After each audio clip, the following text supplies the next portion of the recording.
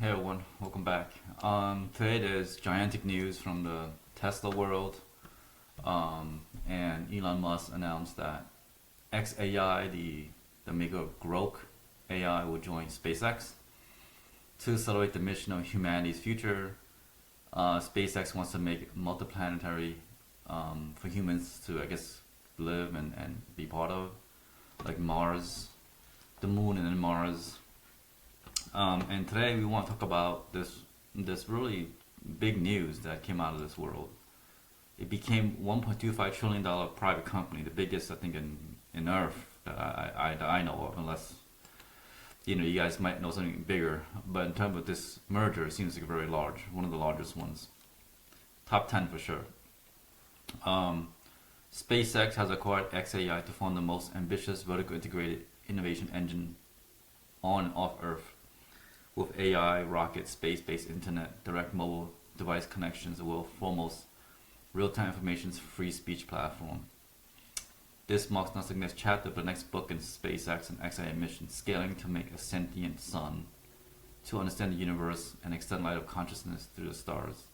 So that's a very, let's unpack it. That's a very big statement, and basically what I get from this, my 2 cents, is that they are trying to essentially harness the power of the sun, the glorious sun in space, to power like things like solar panels, to get consistent sun. There's no cloud. You're in space. You're not in Earth, so there's no blockade of clouds or anything. So you can have consistent solar power to power these xAI, which essentially needs data centers.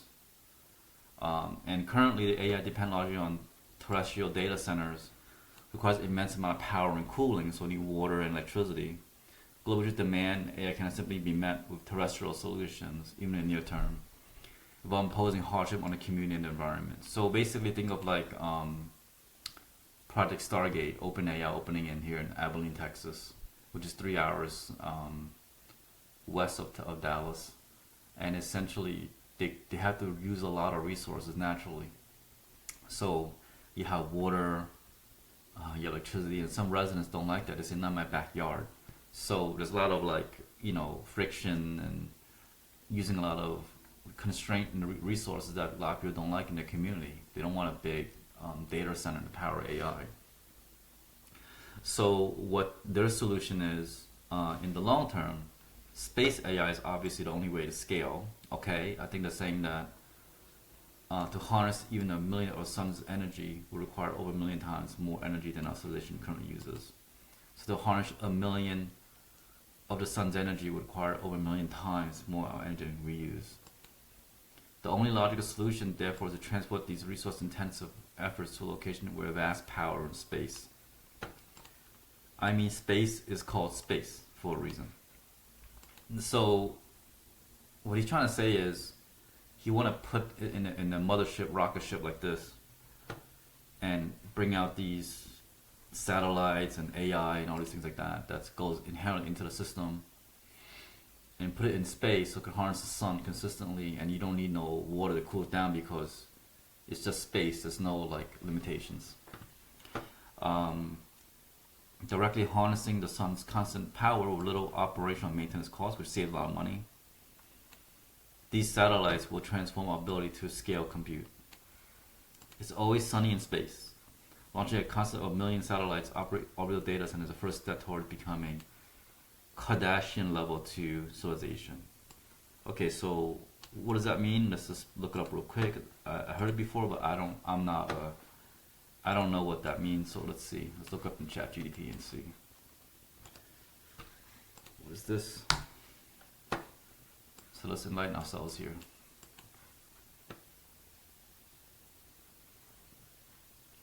It's one that can harness the full energy output of the host star. Think like star power.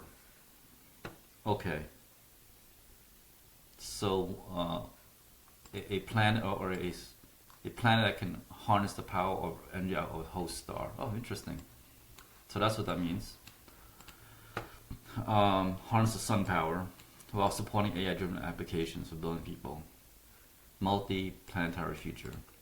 So this is what it looks like. It's very beautiful, very elegant. It's gonna shoot up a lot of these rockets because it's reusable. So it saves energy and time. They could launch many of them and have like a million of them up there. There have never been a vehicle capable of launching these megaton mass to the moon and Mars. So Artemis 2, NASA is launching in conjunction with SpaceX and some other ones to go all around the moon, and that's the first time since a long time that we've been done that USA. And after they do that test flight, you can see it.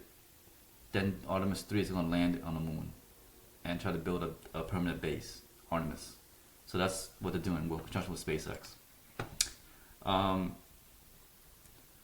And this is a perfect year because they're going to launch about 3,000 tons of payload into the orbit because they're Starlink satellites or Falcon rockets. So, as you know, Starlink is the connecting to the thing. I have T-Mobile, I have Starlink in my iPhone. I know it works when I was in a remote area. There's also Apple SOS. We'll make another video on that. But basically, there is these technologies that can help you in your remote areas to send a friendly text to I'm here, I'm okay. Whereas Apple SOS is more like emergency, like I need help right away, SOS. Okay?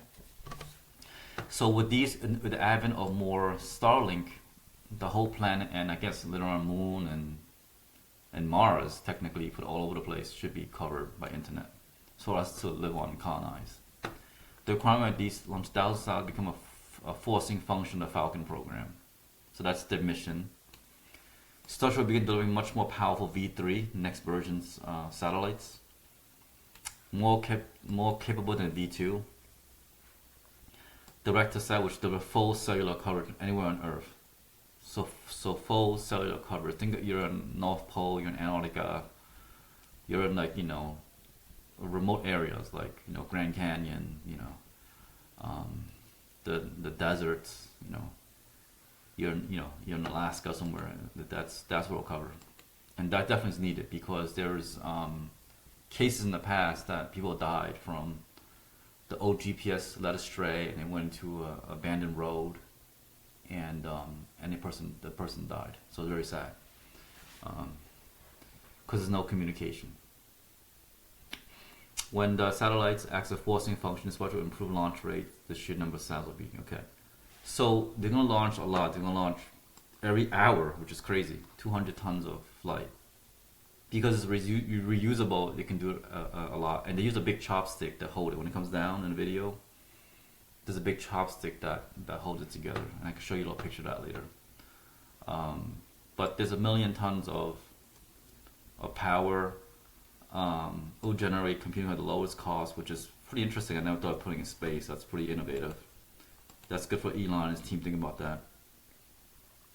And this will make colonizing Mars and Moon possible and become like Star Trek and go to different planets and see.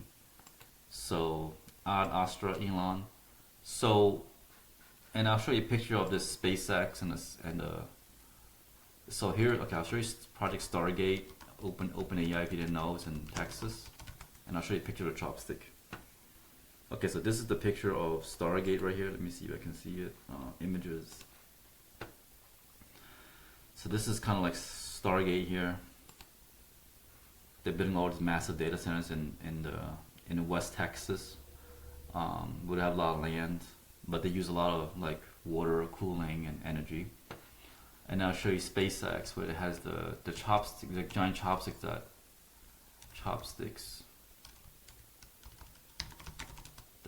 holds the spaceship. Yeah.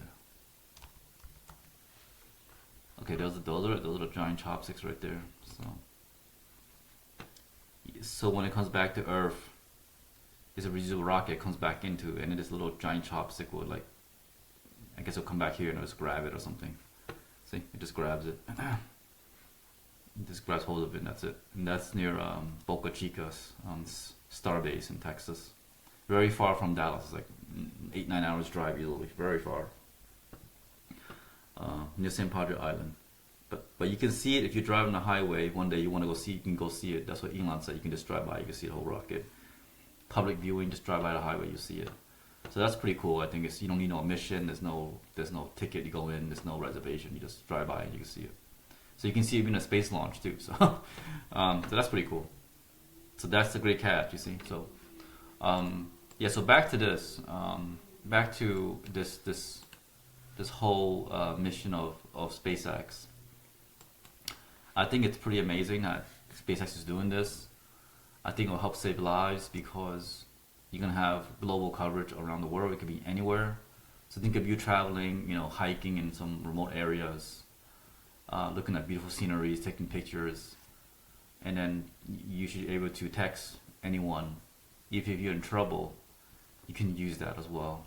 I know Apple has a feature. We'll go more deep into a different video on that. But that's great because in the past I'm looking at some documentaries and people unfortunately passed away, which is very sad. So a very famous one too, a CNET editor, I think it was James Kim in 1996 in Oregon.